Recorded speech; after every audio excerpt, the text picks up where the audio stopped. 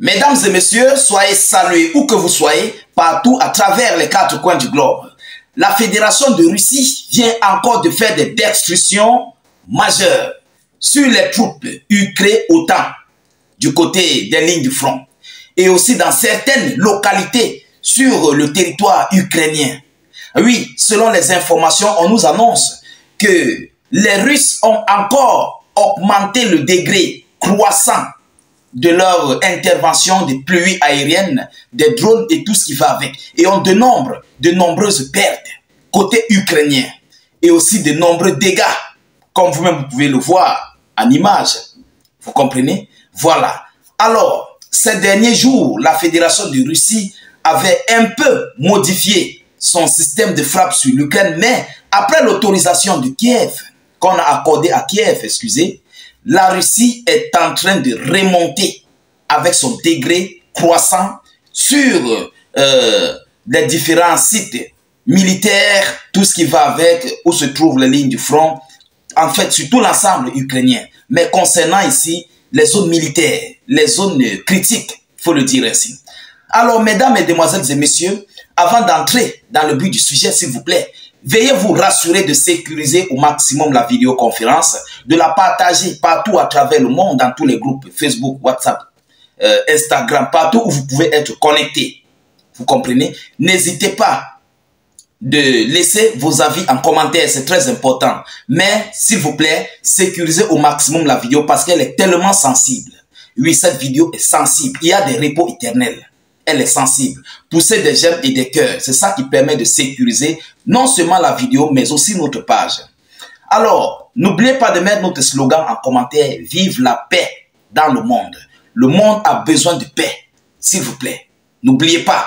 C'est très important. Ça fait aussi partie d'une sécurité de notre page. Ça montre à ces gens que nous ne voulons pas le conflit dans le monde. Et l'algorithme comprend ça. Lorsque vous mettez vive la paix dans le monde, beaucoup, l'algorithme comprend que cette page est une page qui ne veut pas de conflit. Vous comprenez? Donc c'est une page positive. Alors, mesdames et messieurs, qu'est-ce qui s'est passé? On va d'abord commencer dans la région de Kramatorsk, où les troupes russes continuent de frapper des lignes de défense aérienne ukrainiennes. Ils continuent de frapper des lignes de défense ukrainiennes. Mesdames et messieurs, le bilan est lourd. Alors, à Chourovo, excusez-moi des prononciations, hein, à Chourovo, les forces aérospatiales russes ont ouvert les points de déploiement ennemis avec 2 FAB. Vous connaissez des FAB? Voilà, il y a les FAB 250, les FAB 500, les FAB 1500, les FAB 2000, 2500 et consorts. Donc, ils ont ouvert des frappes avec des FAB 250. L'ennemi a stationné des effectifs du 77e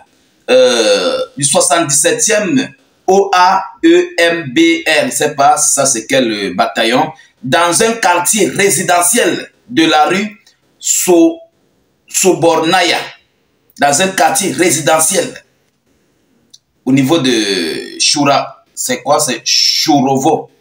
Voilà. C'est là-bas qu'ils ont stationné des militaires, des troupes ukrainiennes OTAN pour faire face à la Fédération de Russie. Bon, c'est un point de déploiement. Vous comprenez? À la suite de l'attaque, 15 officiers ukrainiens ont été éliminés. Ils ont été envoyés complètement au repos éternel. 15 officiers. Mesdames et messieurs, ce sont là des gens qui connaissent dans la G. Ils connaissent dans l'art du conflit, ils sont des officiers, des militaires. Ils sont mélangés, ukrainiens et otaniens, ils sont à l'intérieur. Mais ça, c'est le chiffre de Kiev. Je ne sais pas si c'est réel ou pas, parce que depuis un bout de temps, l'Ukraine cache les pertes. Oui, vous savez, les Russes ne sont pas sur le terrain, et ce sont eux-mêmes qui évacuent leurs troupes, qui sont tombées sur le front, vous comprenez? Donc, l'Ukraine cache les chiffres officiels, mais ça, ce sont les chiffres que nous avons reçus. Et nous devons vous donner des informations telles qu'elles sont. Vous comprenez? Mais il faut d'abord le savoir. Présentement, les Ukrainiens cachent les informations des repos éternels. Ça, il ne peut pas vous cacher. Alors, 15 officiers ukrainiens ont été envoyés au repos éternel, ainsi que plusieurs unités d'équipement ennemis, ainsi que plusieurs unités d'équipements ennemis. Donc, d'autres hommes et avec du matériel, des équipements, tout ce qui va avec, tout ce qui s'ensuit pour un conflit. Alors, selon la suite des actualités, il y a eu environ 3 frappes. Une série de frappes, ça c'est la 3e frappe d'explosion, s'est produite à Konotop. À Konotop, il y a eu une série de frappes du côté de Konotop qui a aussi envoyé des destructions au niveau des hommes ukrainiens. Ils sont allés au repos. Alors l'attaque actuelle contre l'Ukraine prend une ampleur considérable selon les informations. On nous dit que l'attaque actuelle entre l'Ukraine et la Russie est en train de prendre une croissance très élevée. Alors, c'est comme je vous ai dit, ces accords qu'ils ont validés à Kiev est en train de tout gâter. Ça, je ne peux pas vous cacher. C'est en train de tout gâter. Alors, les chaînes de surveillance ukrainiennes parlent du lancement de missiles russes Tu-22 M3 depuis la mer Noire. La mer Noire, ça c'est dans la mer navale, dans un bateau dont la Russie est en train d'accroître. Ici, c'est représailles, même passant par la mer Noire. Vous comprenez? Et le nombre de missiles dépasse déjà 60. Sortant de la mer Noire, le nombre de missiles du côté de la mer Noire dépasse déjà 60. Mesdames et messieurs, c'est du lourd. Des explosions se sont produites à Kherson et Poltava, temporairement contrôlées par Kiev, médias et chaînes Telegram. Les ressources ukrainiennes rapportent le lancement de plus de 50 missiles. Alors, voilà la situation du côté des lignes du front. Mesdames et messieurs, l'heure est grave. Il faut qu'on se dise ainsi parce qu'il y a des repos éternels. Par jour, Kiev peut en tirer au moins, Kiev peut perdre au moins plus de 2000 hommes. Il dit plus de 2000 hommes, selon les chiffres que les Russes connaissent. Selon les chiffres que les Russes maîtrisent. Plus de 2000 hommes. Mais, selon les chiffres ukrainiens, c'est plus.